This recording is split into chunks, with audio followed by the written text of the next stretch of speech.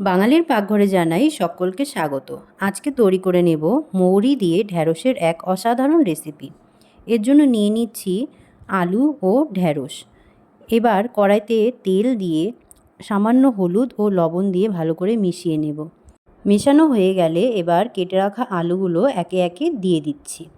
বেশ ভালো করে লাল লাল করে ভেজে নেব, যাতে আলু 60% ভাজাতেই সেদ্ধ হয়ে যায়।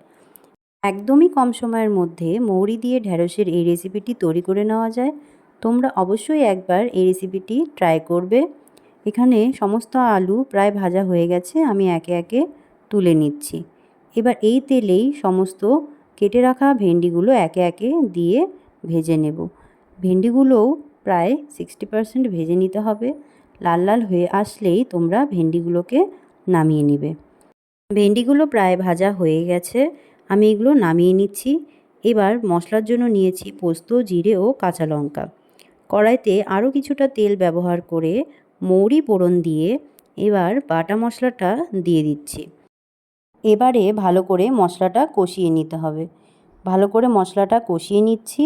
মশলা থেকে যখন কাঁচা একটা গন্ধ চলে যাবে, তখন একে একে দিয়ে দেব স্বাদ অনুসারে লবণ ও পরিমাণ মতো হলুদ।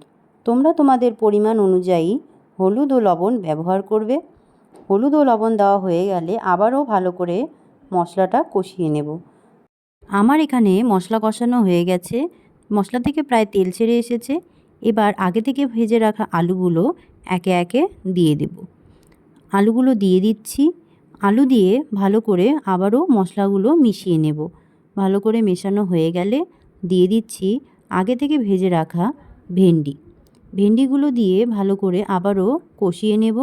যখন মশলা থেকে প্রায় ভাজা ভাজা একটা গন্ধ বেরোবে, তখন পরিমাণ অনুসারে জল ব্যবহার করব। তোমরা তোমাদের পরিমাণ অনুসারে জল ব্যবহার করবে। ঝোল ফুটে গেলে প্রায় 1 চামচের মতো মৌরি বাটা দিয়ে ভালো করে মিশিয়ে নেব। এভাবেই খুব সহজেই মৌরি দিয়ে ঢ্যাঁড়সের এই রেসিপিটি তৈরি করা যায়। তোমরা অবশ্যই এভাবেই একবার তৈরি করে দেখবে। এরকম নতুন নতুন ঘরোয়া রান্নার জন্য চ্যানেলটিকে সাবস্ক্রাইব করবে। আর ভিডিওটা কেমন লাগলো অবশ্যই একটি লাইক করবে এবং কমেন্টে জানাবেন। ধন্যবাদ।